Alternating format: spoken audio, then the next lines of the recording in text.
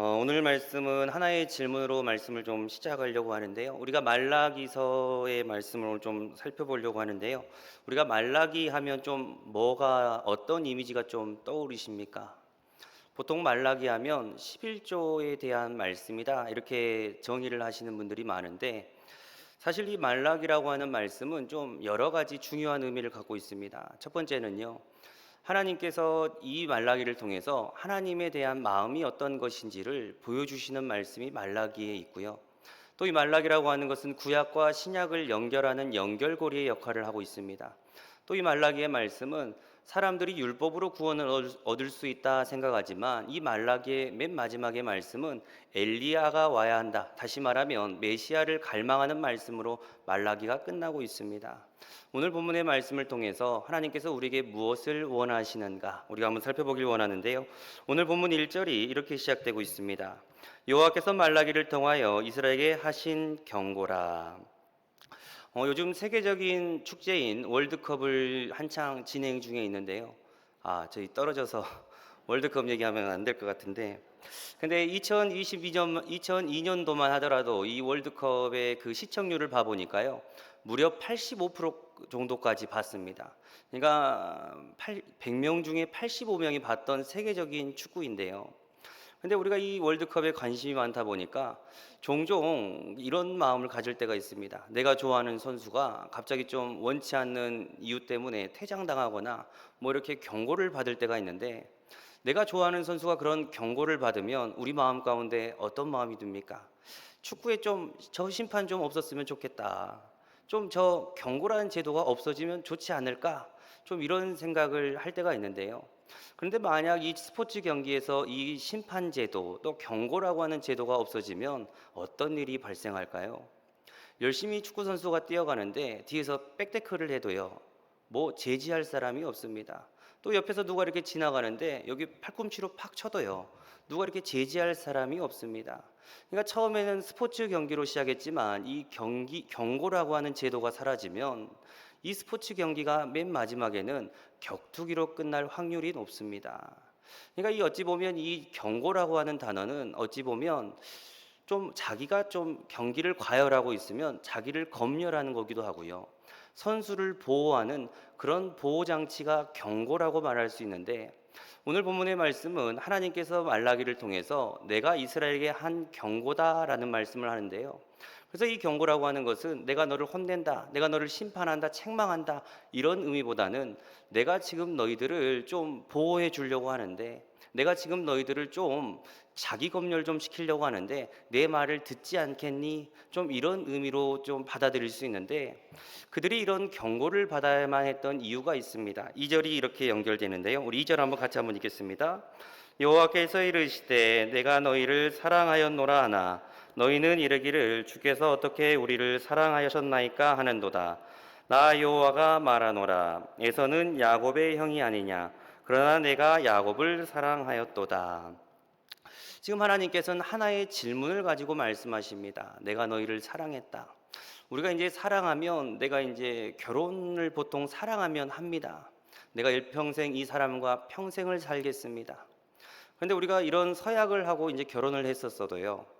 좀 살다 보면 삶의 무게 때문에 또 삶의 관문 때문에 상대방에게 소홀할 때가 있습니다.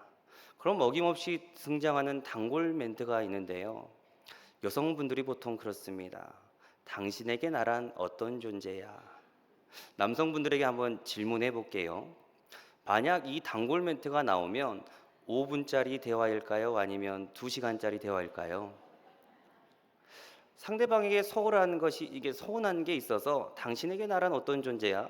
이럴 거면 나랑 왜 결혼했어? 이런 얘기가 나오는 순간 좀 쉽지 않습니다. 근데 마찬가지로 지금 하나님께서는 이스라엘 백성에게 내가 너희를 진짜 사랑했다라고 말씀하십니다. 근데 지금 이스라엘이 보였던 반응은 하나님께서 나를 언제 사랑하셨습니까? 하나님 나 사랑한 거 맞아요? 라고 묻는 건데요. 사실 하나님께서는 이스라엘이라고 하는 그 나라를 통해서 많고 많은 민족 중에 이 이스라엘을 선택하셨습니다. 그리고 어떤 상황 가운데, 어떤 환경 가운데 그들을 포기하지 않고 수천 년의 기간 동안 그들과 함께 계셨습니다. 하나님께서는 그들과 언제나 사랑하는 존재였습니다. 근데 이스라엘 백성들이 바벨론 포로로 돌아오게 됐었을 때 바벨론 포로에 돌아오면 적어도 내 현실이 나의 상황이 나아질 거라 생각했지만 하나님을 믿는다고 하면서도 지금 자신의 상황이 나아지지 않는 겁니다. 그래서 지금 이스라엘 백성들이 하나님 내가 너희를 사랑한다 얘기하니까 하나님께서 저희를 언제 사랑하셨습니까? 이런 질문을 하는 건데요. 사실 이게 저와 여러분의 모습일 수도 있습니다. 하나님께서 2026년 1월부터 6월까지 우리를 많이 사랑하셨을까요? 적게 사랑하셨을까요? 그런데 우리가 많이 사랑했다라고 고백은 하지만요. 내 가정의 문제, 뭐 사업의 문제, 뭐 질병에 노출된 분들이 있다고 한다면 내 마음 가운데 어떤 마음이 듭니까? 하나님이 사랑했다라고 하는 그런 마음보다 내가 하나님께서 정말 나를 사랑하실까? 하나님 저를 사랑하는 거 맞으세요? 이런 의문과 불만이 있을 때가 있다는 겁니다. 이때 하나님께서는 자신의 사랑을 의심하는 그 사람들에게 야곱이라고 하는 한 사람을 통해서 그 사랑을 말씀하시는데요. 우리 2절, 3절 한번 읽겠습니다. 우리 2절, 3절입니다. 에서는 야곱의 형이 아니냐. 그러나 내가 야곱을 사랑하였고 에서는 미워하였으며 그의 산들을 황폐하게 하였고 그의 산업을 광야에 이르게 넘겼느니라. 우리가 믿는 하나님은요, 말 그대로 사랑의 하나님이십니다. 그러니까 이 하나님께서는 미워함이라고 하는 단어가 존재하지 않습니다. 그런데 지금 야곱은 사랑했고 에서는 사랑하지 않았다. 그를 미워했다는 것은 지금 야곱을 선택하셨던 것을 이야기하기 위해서 이런 좀 수사학적 표현인데요. 하나님께서 이 야곱을 선택하신 것을 얘기하고 있습니다. 그런데 우리가 잘 보면 야곱과 에서라고 하는 사람들의 좀 모습이 어떻습니까? 에서라고 하는 사람은 좀 우리말로 하면 상남자 스타일입니다. 사냥을 좋아하고 운동을 좋아하고 외형적이어서 뭔가 근육이 이렇게 좀 붙어 있는 사람. 반면에 야곱이라고 하는 사람은 좀 어떤 사람이었을까요? 엄마의 치마폭 안에서 늘 좀 이렇게 겉도는 아이, 그러니까 좀 유약한 아이의 모습을 좀 가지고 있는데 어찌됐든 고대 근동에서 이 가문을 이어가야 되기 때문에 이삭이라고 하는 사람은 에서라고 하는 장자를 더 좋아했습니다. 그리고 그 어머니는 좀 유약했던 그 야곱을 좀 더 좋아했던 것을 보게 되는데 이때 야곱이 내가 저 장자권을 획득할 거야. 그래서 우리가 잘 아는 것처럼 저것을 쟁취하기 위해서 남을 속이고 뭔가 수단과 방법을 가리지 않고 저것을 획득하려고 합니다. 근데 로마서의 말씀에 보면 그가 그런 일을 하지 않았어도 하나님께서 그를 향하신 마음이 이렇게 소개되고 있습니다. 우리 로마서 9장 말씀 한번 읽겠습니다. 9절과 11절입니다. 야곱의 약속의 말씀은 이것이니 명년 이때에 내가 이르리니 사들에게 아들이 있으리라 하심이라. 그뿐 아니라 또한 리브가가 우리 조상 이삭 한 사람으로 말미암아 임신하였는데 그 자식들이 아직 나지도 아니하고 무슨 선이나 악을 행하지 아니한 때에 택하심을 따라 되는 하나님의 뜻이 행위로 말미암지 않고 오직 부르시는 이로 말미암아 서게 하려 하사. 지금 로마서의 말씀을 보면 하나님께서 야곱을 향한 계획을 뭐라고 말씀하십니까?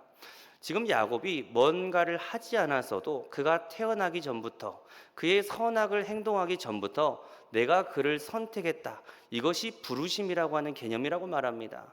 말하자면 야곱이라고 하는 사람은요, 지금 장자권을 위해서 팥죽을 팔지 않았어도 지금 뭐가 됐다는 얘기인가요? 장자가 될 그런 운명이었다는 겁니다. 그런데 야곱이 내가 저 장자권을 획득할 거야, 쟁취할 거야, 뭔가를 노력했는데 중요한 것은 그가 그런 수많은 절차를 무시하고 그것을 획득했다고 했었을 때 장자권을 획득한 그 야곱이 장자처럼 살았습니까? 못 살았습니까? 그때부터 불행이 시작되었습니다. 그래서 이 야곱은 자신의 정들었던 그 고향을 떠나야만 했고요. 성경에서 제일 처음 등장하는 최초의 노숙인은 바로 이 야곱입니다. 야곱은 그 당시에 나그네 환대법이라고 하는 사회적 법이 있었는데 내가 지금 노숙하고 있다 이 말은 당시 사람들은 나그네가 오면 모든 마을 사람들이 그 사람을 이렇게 챙겨주는 문화였는데요. 내가 지금 노숙했다 이 말은 내가 하늘을 보든 땅을 보든 나를 챙겨줄 사람이 없다. 다시 말하면 내가 너무 외롭다, 고독하다, 인생의 그 그늘을 지금 경험하고 있다는 겁니다. 더욱이 지금 이 사건이 끝나고 나서 자신의 외삼촌 라반의 집에 갔었을 때는 그 20년의 생활이 어떠했습니까? 속고 속이는 그런 삶 가운데 진짜 죽도록 고생했습니다. 그리고 20년 만에 자신의 고향에 돌아왔었을 때는 무엇이 자신을 기다리고 있습니까? 자신의 형 에서가 칼잡이 400명을 동원해서 내가 너를 죽여버릴 거야. 그런 분노를 가지고 옵니다. 또 야곱이 자신의 인생의 노년을 보면 자신의 사랑했던 딸이었던 디나가 강간당하는 사건을 경험합니다. 그러니까 야곱이 성경에 등장할 때부터 마무리할 때까지 그 인생을 보면 왜 이렇게 야곱처럼 고생한 사람이 없을까? 왜 야곱처럼 이렇게 고생한 정말 파란만장한 인생이 없을까? 우리가 이런 생각을 갖는데요. 왜 야곱은 이런 고생을 경험해야 했을까? 하나님께서 그를 선택하셨는데, 하나님께서 그를 향한 계획이 있었는데 그 계획을 모르고 자신 스스로 쟁취하고 자신 스스로 뭔가 노력하다 보니까 그 인생이 이렇게 되지 않았나 생각해 보는데요.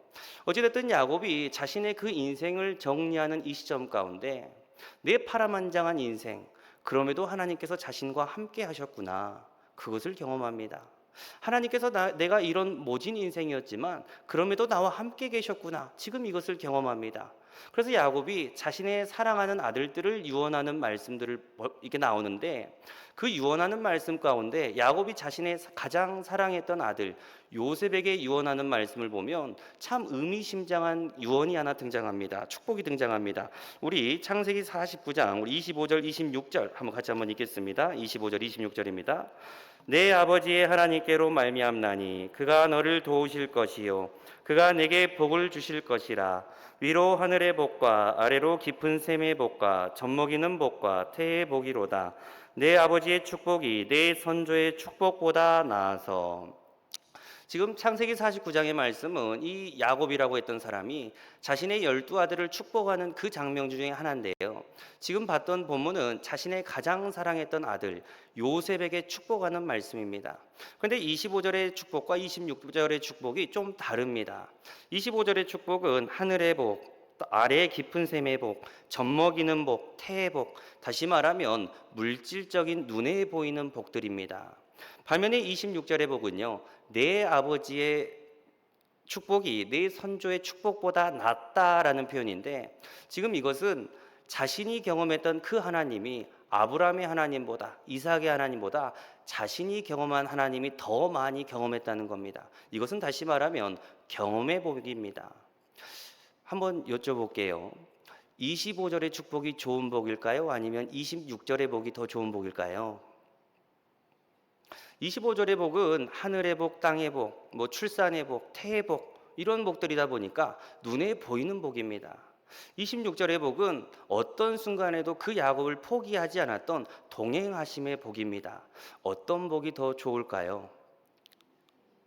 둘 다 받으면 좋겠죠.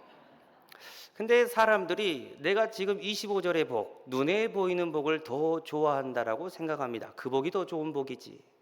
지금 하나님께서 말라기의 말씀을 통해서 이 야곱의 사건을 가져오면서 그 야곱이라고 하는 한 샘플을 통해서 내가 그 인생 가운데, 그 파란만장한 인생 가운데 그를 포기하지 않고 내가 끝까지 함께했다, 내가 그래서 너를 사랑했다 말씀하십니다.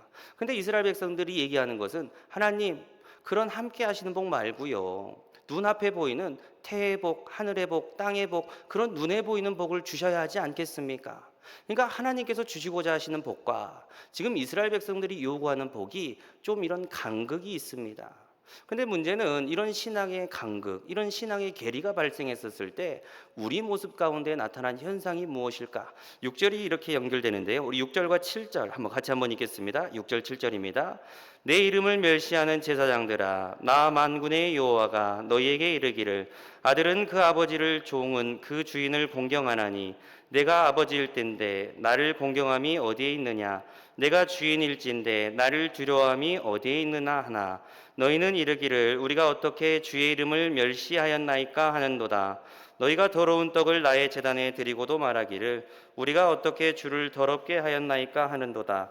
이는 너희가 여호와의 식탁은 경멸히 여길 것이라 말하기 때문이라. 아멘.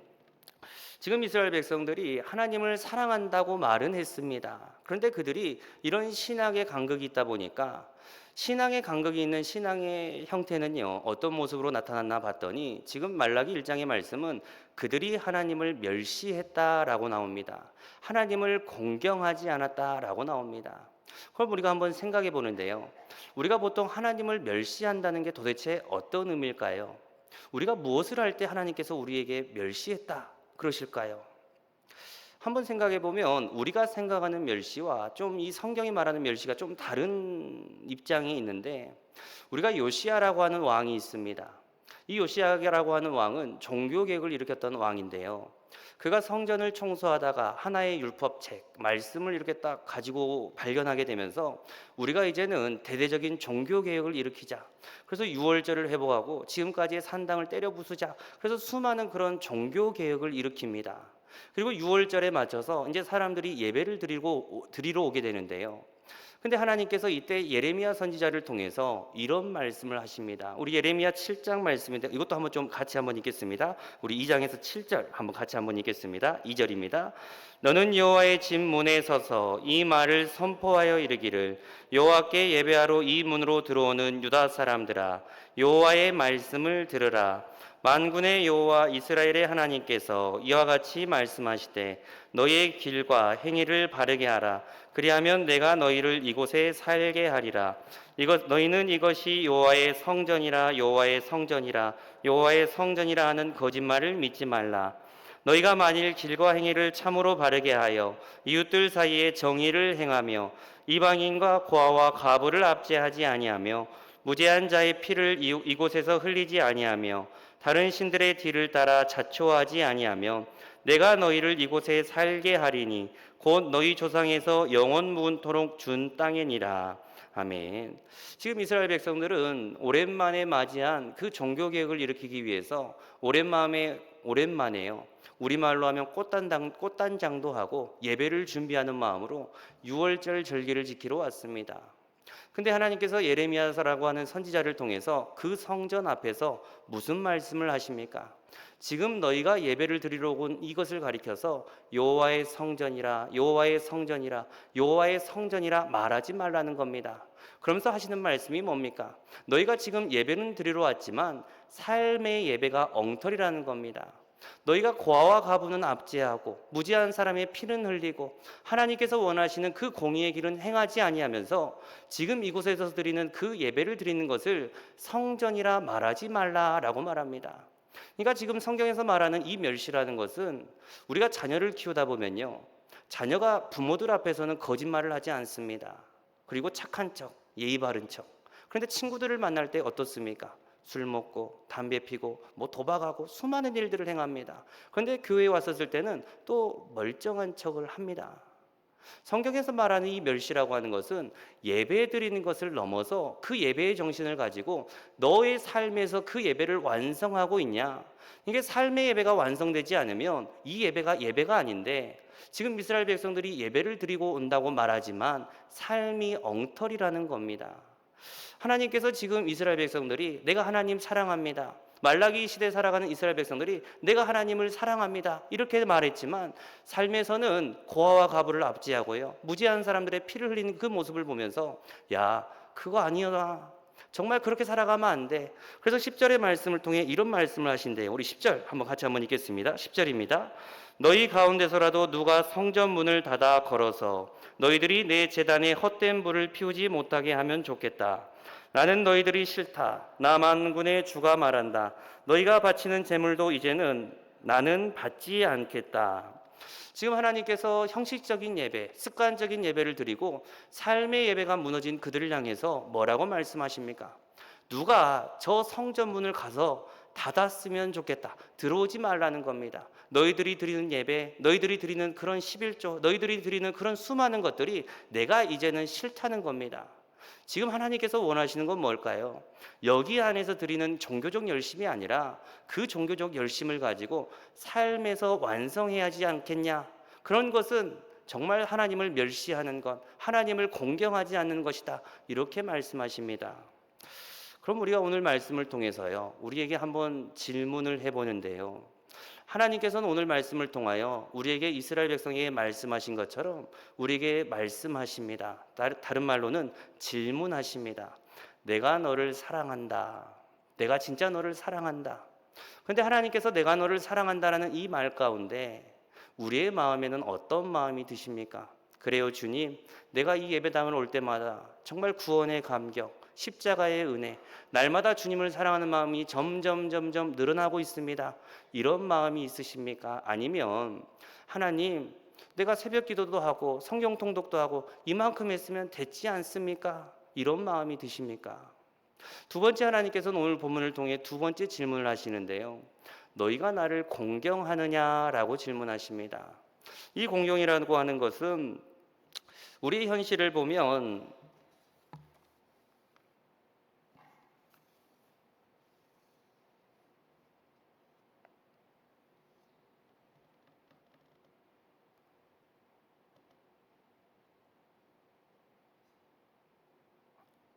예배 가운데요,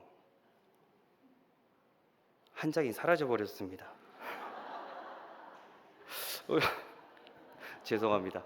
하여튼 하나님께서 우리에게 공경하시냐라고 이렇게 질문을 하는데요. 우리의 현실을 보면 이런 것들은 사라져 버린 채 내가 하나님을 사랑한다, 정말 그런 마음보다 예배에 대한 습관들이 많을 수도 있습니다. 참 이런 상황 가운데 우리가 상반기의 삶을 한번 점검해 보면 나의 삶이 지금 어떤 삶이었을까, 이런 한번 점검을 해 보는데요. 지금 하나님께서 야곱이라고 하는 사람을 통해서 야곱의 삶이 얼마나 엉터리였을까, 야곱의 삶이 얼마나 파란만장했을까, 그의 삶이 그렇게 엉터리였어도 하나님께서 야곱을 통해서 하시는 말씀이 뭡니까? 내가 그를 끝까지 포기하지 않았다는 겁니다. 그와 함께 계셨다는 겁니다.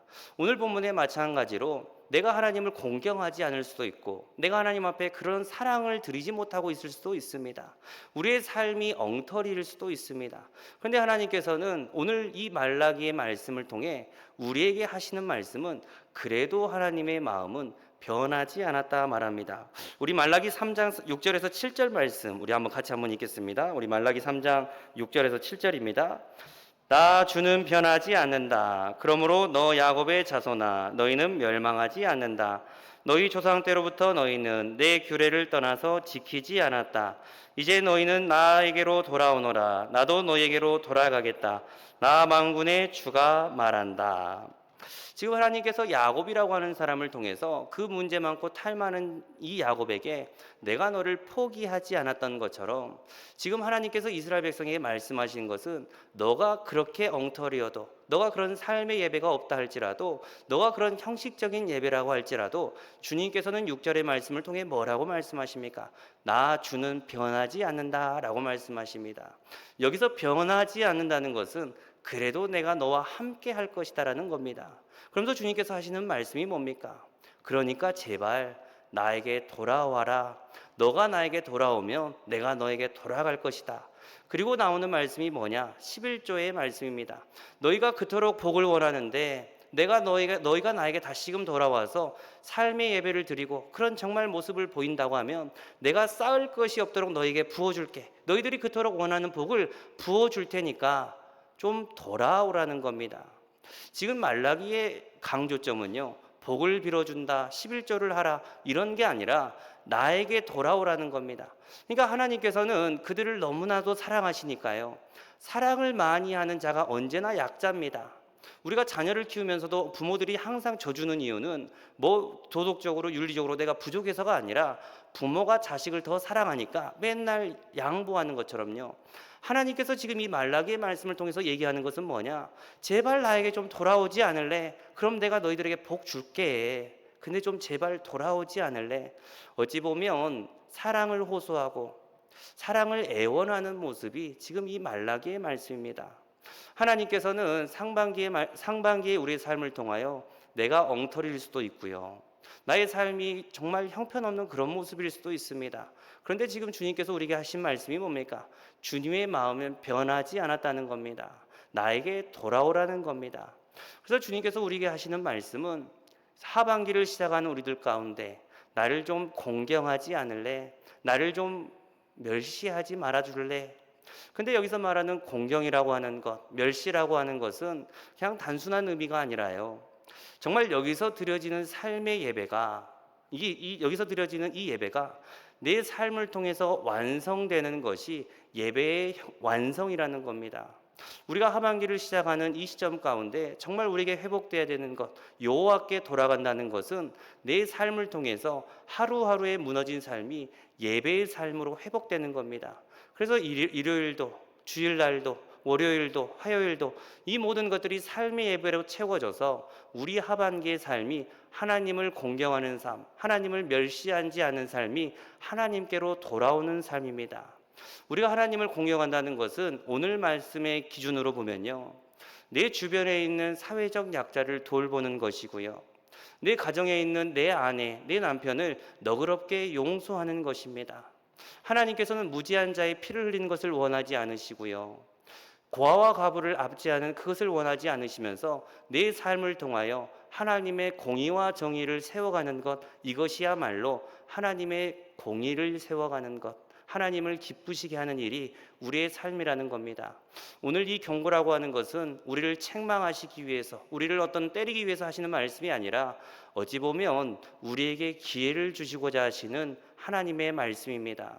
이 경고의 말씀 가운데 우리의 신앙으로, 우리의 말씀으로, 우리의 삶으로 반응하는 저와 여러분 되시기를 주의 이름으로 축원합니다.